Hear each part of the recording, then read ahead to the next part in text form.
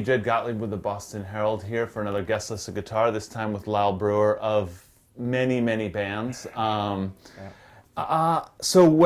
for my one semester of classical guitar in college when I was trying, one of the things that he taught me that has always stuck with me, although I haven't really used it, is that you can accompany yourself with it on the guitar. It's not that's what it's sort of meant to do. It's not a solo instrument. It's not like a violin or whatever. Right. But I never really, you got to be picking out those bass notes and then doing your little melody lines, and I never really got that. But that's something that you do all the time. Yeah. What's like, I don't know, where did you enter that? Because I imagine you probably started playing a lot of lead guitar before, and you weren't doing that as much. Yeah. I got really into guys like Chet Atkins when I was in college, and he'll take a C chord, and he'll do an alternating bass with a thumb pick. Yeah. So instead of just having a C chord, he'll go, and you can apply that same principle to all of the chords that you might play. So you could have a song like, if you put it over a C and an E chord, you'd end up with.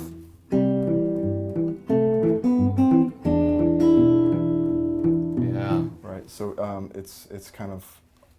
it's all about having your thumb do one thing and having your other fingers do the chords. Yeah. And the lead line.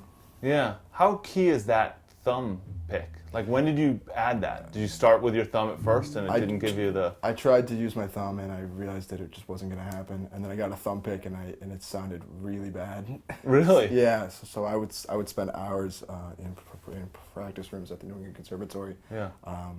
I could hear people practicing like Chopin and Stravinsky, and I'm in there and I'm just trying to go.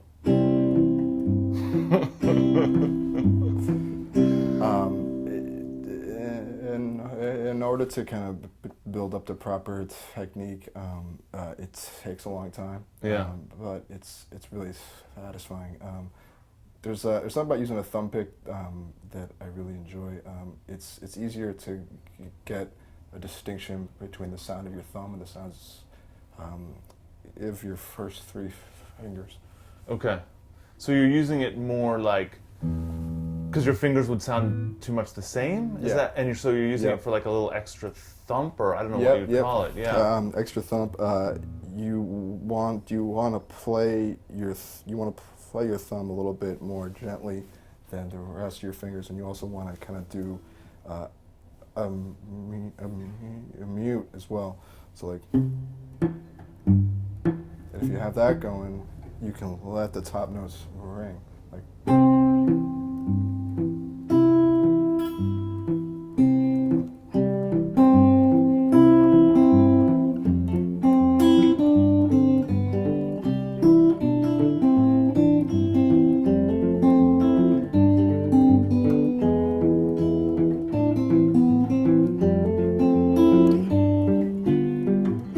The hardest part is actually coordinating the rhythm between the thumb and the fingers. Yeah.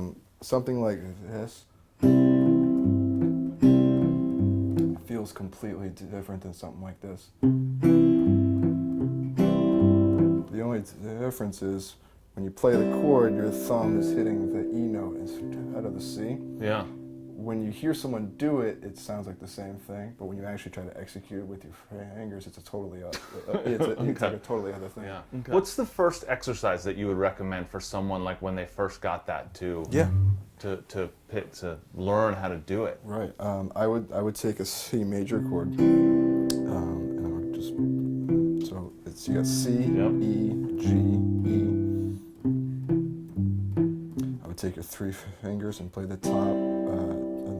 Just play the top three strings, and then experiment with different rhythms, like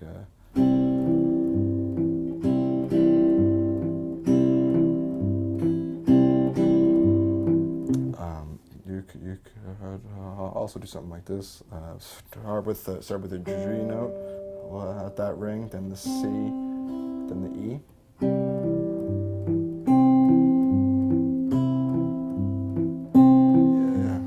Well, it's something that I like to do is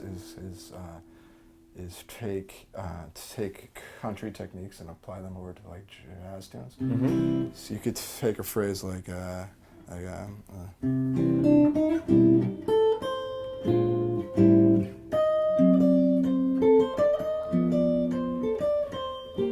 if you play something like that, even though it's not the traditional Chet Atkins technique, Yep.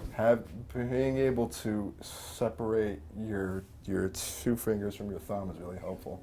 And if you're able to kind of keep the thumb going, you can keep the groove happening. Yeah. So like.